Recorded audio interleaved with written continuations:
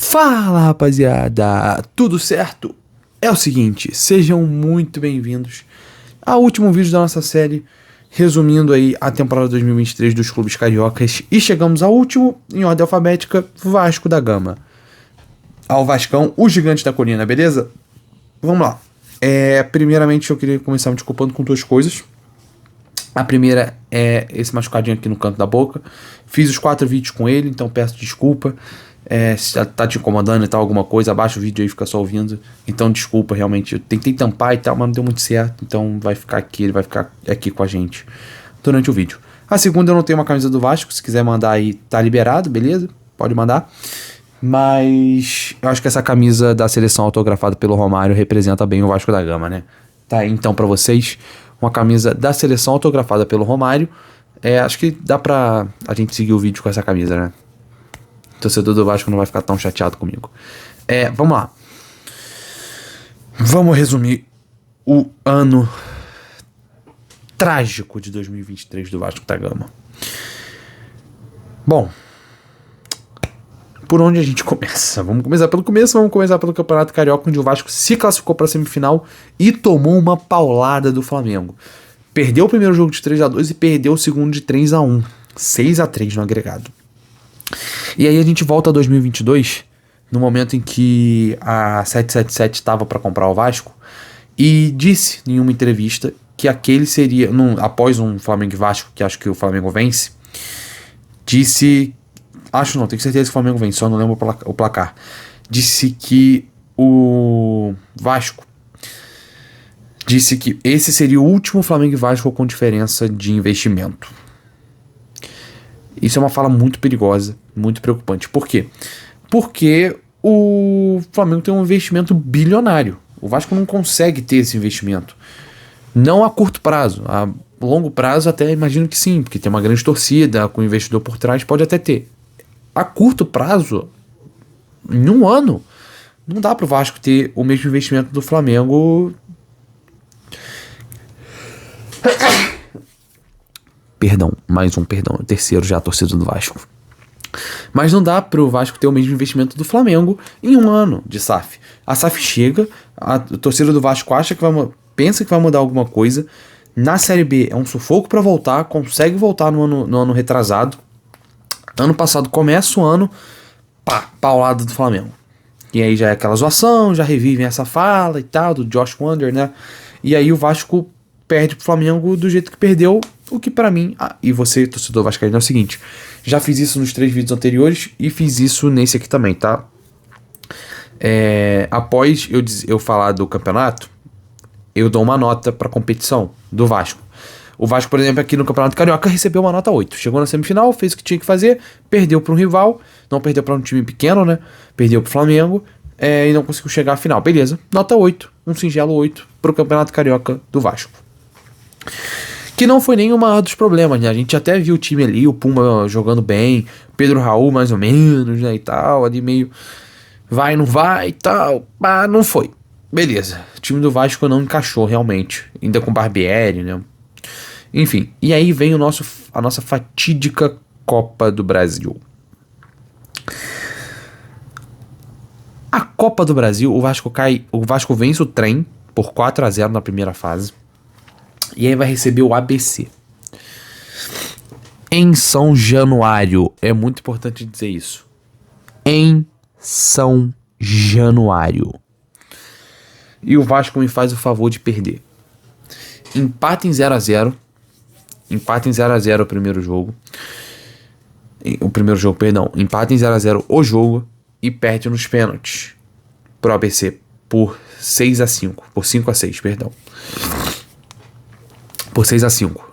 O ABC, o Orelhano e o Pedro Raul perderam pênalti. E o Vasco é eliminado da Copa do Brasil na segunda fase em São Januário. Em São Januário pelo ABC. Beleza? Pelo ABC. Não tem como sair dessa nota. A nota é 2 pro Vasco. 2 por quê? Porque passou da primeira fase. Seria 0 se não tivesse passado nem da primeira fase.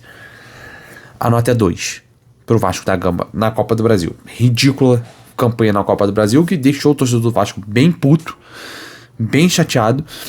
E o Brasileirão, o primeiro turno do Vasco é ridículo. O Vasco termina na zona de rebaixamento em penúltimo, na vice-lanterna. O Barbieri é demitido, vem o Ramon Dias, a frase novar, barrar e tal, e realmente o Vasco no barrou.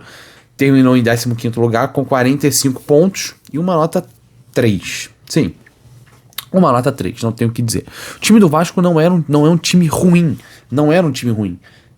O time do Vasco no primeiro turno vinha jogando jogos bons, mas não conseguia ter resultado de jeito nenhum. Jogava jogos bons, não ganhava, perdia. Tinha aquela parada do Vasco fazer um gol, retrancar todo mundo. Isso aconteceu contra o Fluminense, fez aquele gol no início lá na falha do Fábio.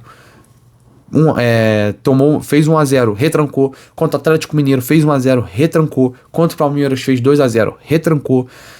E você olha e fala, cara, por quê? O time do Vasco é bom, tem o Jair ali no meio, é um bom jogador, Puma jogando bem, Pedro Raul, vice-artilheiro no Goiás, inclusive, tá aqui, camisa do Goiás, do Campeonato Carioca, do Campeonato Brasileiro do ano passado, Léo Jardim, bom goleiro, Léo Pelé jogando bem.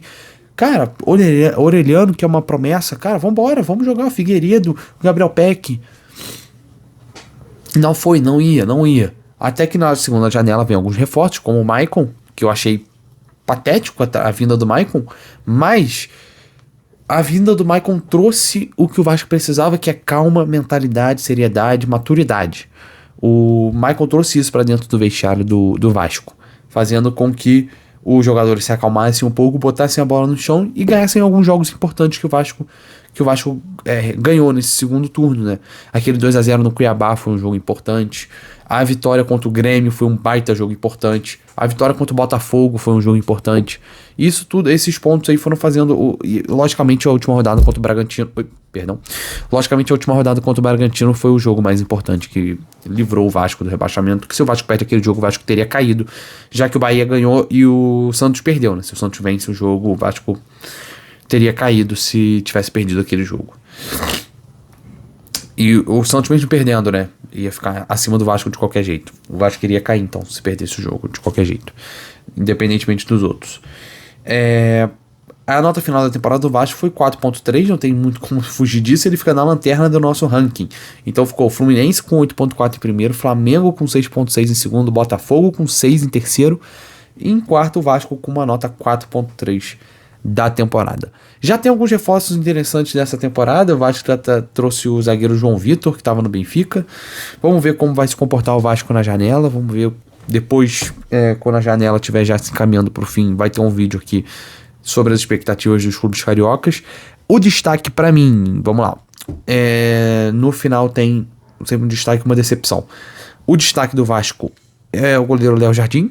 Vocês podem me perguntar por que não o Vergete, por exemplo, que foi outra contratação importante no início da temporada, porque o Vergete chegou no meio, o Léo Jardim estava desde o início.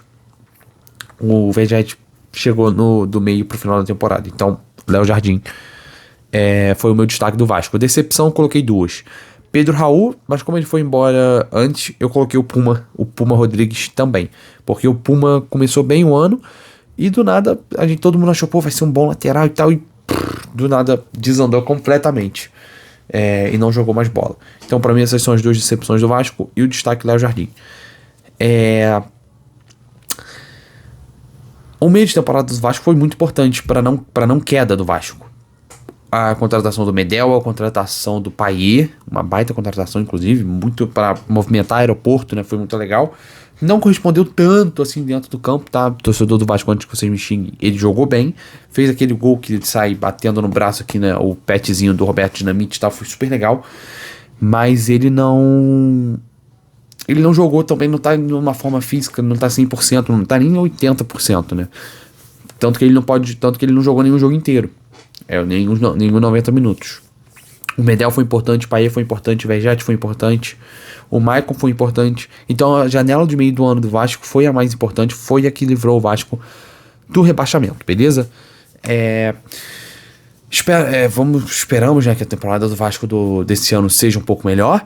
Vamos ver aí as contratações. Depois no vídeo de contratações, apenas falando sobre contratações, sobre expectativas para a temporada do ano de 2024. Vamos falar também do Vasco, vamos analisar aí como pode ser a próxima temporada do Gigante da Colina. Meus pêsames, o torcedor do Vasco, que realmente esse ano foi foi péssimo. Essa eliminação para ABC aqui em São Januário é patética, é inacreditável. O 15º colocado, ser o 15º colocado do brasileiro, acho que nenhum torcedor do Vasco esperaria isso, pelo time que foi montado, pelo elenco que o Vasco tinha conseguido no início da temporada. Mas é isso. Tomara que esse ano de 2024 seja melhor. Vamos ver como é que vai ser. Pelo menos uma classificação aí pra Sula. Tentar chegar ali perto de uma Libertadores, um 8º, 7º lugar. Vamos ver como vai ser. Muito obrigado a você que acompanha até aqui. Deixe seu like, favorito o vídeo. Se você viu o vídeo até o final, muito obrigado. É muito importante. Se inscreva no canal se você não for inscrito. Caiu aqui de paraquedas. Esse ano de 2024 promete muito, beleza? Muito obrigado. E até a próxima. Valeu.